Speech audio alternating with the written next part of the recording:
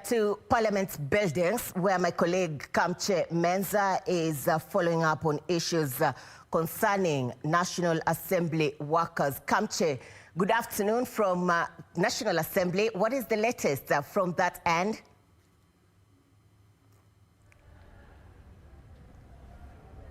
Okay, Irene Muchuma, like you said, you're right. We are coming to you live from the Parliament buildings here in Nairobi, where earlier on, actually this morning, the Speaker of the County of the National Assembly, Justin Muturi, led the Commissioner on Parliamentary Service Commission in introducing performance contracting and appraisal in the Parliament. And without much ado, I'm joined by the Vice Chair of the Commission, that is Honorable Naomi Shebeshak, actually to expound to us. Naomi Shaban, I beg your pardon, to expound to us basically what has been happening and what it means for the members of Parliament here. Kindly join me. Maybe if you can start us off, what exactly is changing? What exactly is changing? We are only changing to embrace performance contracting because what gets measured gets done. Instead of having business as usual, the way people would do things without being measured, then suddenly you would not get the maximum output. So what we are looking for is maximum output from our staffers. This has been embraced by the executive, it has been embraced by the judiciary. As an arm of government, we've actually been left behind. So we are happy, but you know, anything to do with Parliament, we had to put it in the Act. So we are happy now, we are kicking off this, but we did not also want to rush into it without getting expert advice. And that's why we called the Institute of Human Resource Management to come and assist us. And you know, this is new to all our staffers. It was also new to us as the commissioners. But being new to us and being new to our staffers does not mean that we cannot embrace it.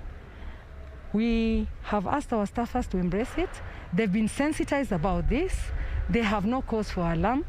And let me tell you, we do not want politics in this because this is the way to go. And globally, we were working in a different way as other big institutions, parliamentary institutions in big developed countries. So we want to be part and parcel of what is happening all over the world. Are we likely to see some re-evaluation of the members of Parliament in terms of the work done? What is happening is, for members of Parliament, they have a fixed contract, isn't it? Their contract is fixed. You're here, you're brought here by your people. You're appraised by your constituents. Okay? But for our staffers, it is the Parliamentary Staff Commission, Parliamentary Service Commission, and the Secretary of the Commission who actually is doing that work. So generally, whereas members of Parliament are appraised every 5 years, and their constituents make a decision on whether we want this person to continue or to drop off. In this case, we are saying that all our staffers were on permanent and pensionable terms, isn't it? Now, we have changed. We are exiting from that, we are transiting from that to go into performance contracting so that as they are working, we have to look at the outputs. Are we maximizing on their outputs? Are they giving us value for what they're being paid for? We are looking at all that. So we want to see work done in a better way, in a more organized way. Unlike when you do things without a specific way of doing things.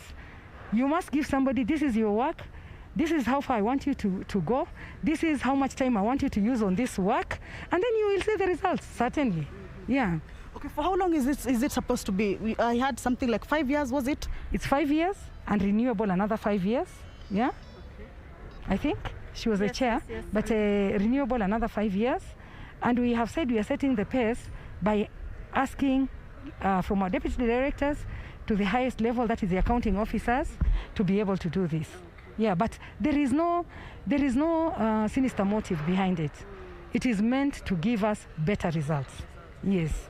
Yeah. Just to add on what my vice has said, it's not a new thing in Kenya. I'll get performance contracting at Kenya Revenue Authority. Salaries and remuneration, it's already there. Public Service Commission. They're embracing it so that you can measure. Every morning you can measure what you've done. Yeah, just like you are here, you're insisting, I must measure with, I'll be measured by getting the two of you. So we have to measure what is already the work that you've been given. Okay. At times when you're in PNP, you tend to relax. Utanipeleka wapi? I'm here, I'm permanent and pensionable. You've heard those stories. So when you know that your work is measured, and at the end, before we renew your contract, we will measure. If you've performed, if it is poor performance, then we'll find a way of how to improve it. So it's starting 1st March today? 1st of March today, yes. Maybe if you can explain to us, who is